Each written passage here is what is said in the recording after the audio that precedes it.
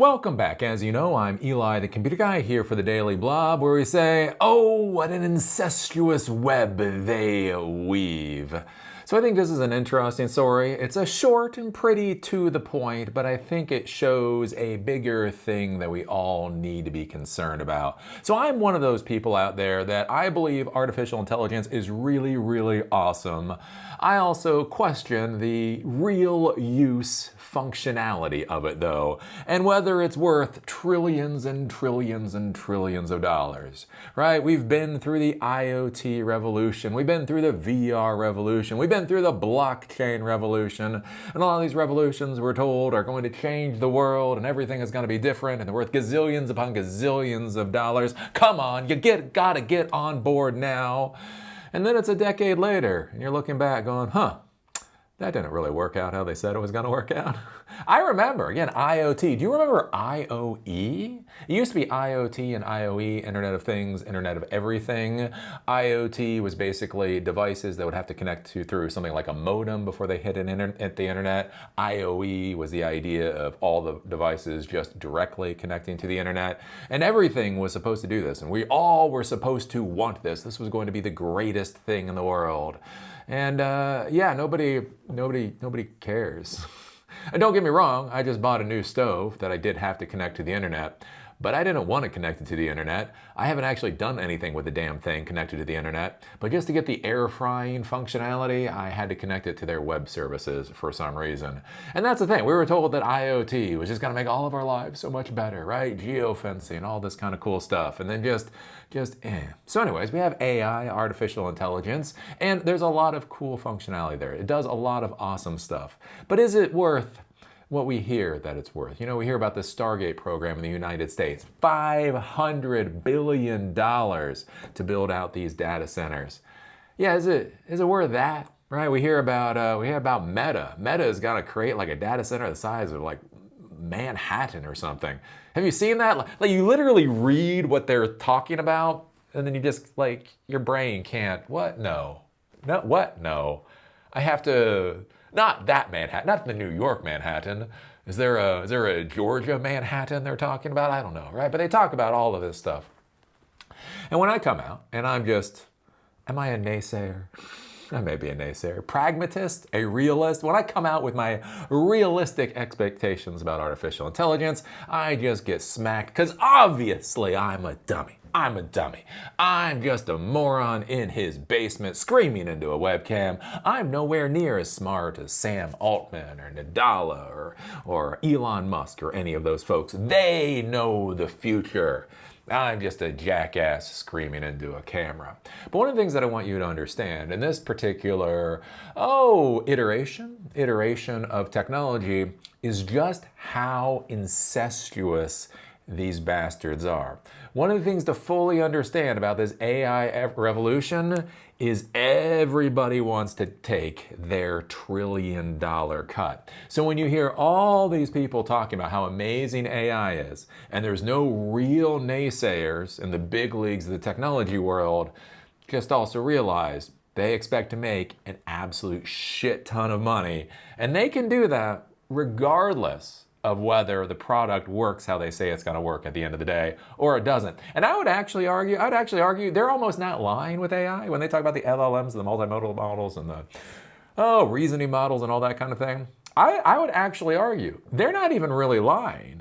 They just say something and then let your imagination go wild. They let the imaginations of 70-year-old senile old losers go wild, and then they just don't correct them. I never said artificial intelligence would do that. But anyways, so I think this is curious. OpenAI coming from CNBC, but OpenAI says it will use Google's cloud for ChatGPT, right? So one of the things you'll notice with OpenAI had a relationship with Microsoft. How well that's going right now is a bit of a question. So there's OpenAI, $100, $200 billion company, and then they connect with Microsoft, so Microsoft can get their hundreds of billions of dollars, and now they're connecting with Google, so Google can get their little cut of the money too. And that's one of the curious things about this particular revolution. Like I remember back in the 90s, right, with Bill Gates, when Bill Gates was the supreme asshole of the tech world, and he just fucked everybody. They did not play nice, right? The other little kids, the other little geek kids come to the sandbox with their Tonka toys. Bill Gates came to the sandbox with a goddamn baseball bat and started breaking fucking legs. Right? I mean, back in the day, right, with the in the 90s, the whole thing with vaporware.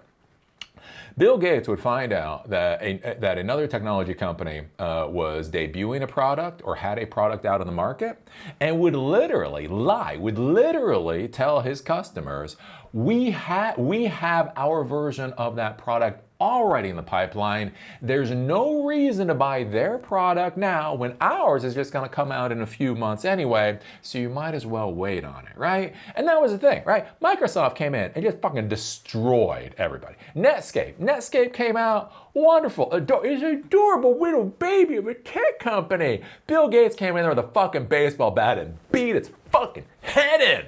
Because that's how the tech world used to be, right? Netscape Navigator is out. I think it originally cost $40. So think about this. In like 94, 95, it cost $40 for a copy of Netscape Navigator for a web browser. It cost money, right?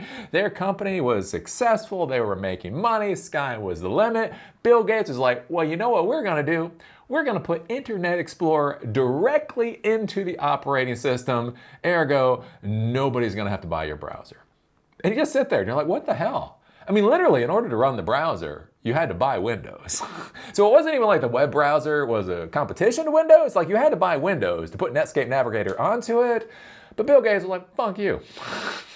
Oh, everybody thinks that's the new adorable kid in the neighborhood? Get my baseball bat. Get my baseball bat. So what's curious about this particular generation, when we look at the AI thing, is how sweetly and nicely all of these big technology companies are playing together. And I would say you might want to be a wee bit suspicious. Maybe you just want to be a wee bit suspicious because right there, they're all looking for their cut. If they can convince you AI is more powerful than nuclear weapons, if they can convince you AI is going to eliminate all employees, if they can convince you AI is the absolute future, then they can all get their trillions of dollars. But here's the question. What if it's just not? What if it's not? The more I look at AI, day by day, the more I look at AI, the more unimpressed I am for actual use cases. But anyways, OpenAI is going to be using Google's cloud for ChatGPT. Gotta spread the bribes around. Remember, if you're going to create fraud, if you are going to create fraud on a global scale, you gotta make sure everybody gets their cash. OpenAI said Wednesday that it expects to use Google's cloud infrastructure for its popular ChatGPT artificial intelligence assistant. The reach for additional capacity aligns with OpenAI's desire for more computing power to meet heavy demand after initially relying exclusively on Microsoft for cloud capacity. The two companies' relations have evolved since then, with Microsoft naming OpenAI as a competitor last year. OpenAI has added Google to its list of suppliers, specifying that ChatGPT and its application programming interface will use the Google Cloud Platform, as well as Microsoft, CoreWeave, and Oracle. The Google infrastructure will run in the US, Japan, and the Netherlands, Norway, and the United Kingdom. So anyways, that's just a little thing to ponder. Just a little thing to think about when you hear about this AI revolution. And then to realize everybody is getting their chunk of cash, except for you. Except for you. You're getting the layoff notice. You're getting the layoff notice. They're all getting their yachts. Which, seems very apropos to 2025. So I just want you just to be thinking about this. When you hear about this artificial intelligence revolution, when you hear the dumbass Perplexity CEO spout horse shit about his web browser is going to replace hiring executive assistants and recruiters, right? Because his web browser can act as a filter. Wow! Right? What I want you to understand is when you hear the Perplexity CEO, when you hear Sam Altman, when you hear all these people talk about artificial intelligence, basically the idea, the concept is that this is just such a massive market. If they can get the world to buy their fraud, their slice of the pie will be so massive, they are more than happy to share it. So be careful with that. Be careful with that. Something to ponder and something to think about. What do you think about OpenAI, teaming with Microsoft, and then OpenAI teaming with Google, and OpenAI teaming with Oracle? At the exact same time, Google is coming out with their AI products, and Microsoft is coming out with their AI products. I'm not sure if Oracle is. Oracle probably is, right? Think about how all these companies are just being so incestuous right now. What do you think about that? What do you think about the AI revolution? Now that we're a number of years into it, right? How do you feel? I can tell you, I pay $20 a month for ChatGPT for those awesome-ass featured images. That is literally, at this point, all I use ChatGPT for. I do use it for some coding sometimes, but mainly it's for those featured images. Is easy featured image creation worth $1 trillion? I mean, it's good. Like, it's valuable. It's worth $20 a month for it to create my featured images. I don't know. Is that a $1 trillion market, though? Inquiring minds would like to know. Put your thoughts down below. Give us a thumbs up, give us a thumbs down, give us an awesome comment or a shitty comment. It doesn't really matter. All that YouTube cares about is that interaction. Do make sure to go over to silicondojo.com. We are lining up another fireside chat with actually a technical co-founder of a startup company that does integrations, and they have tried to integrate AI into their products, and it hasn't gone so well.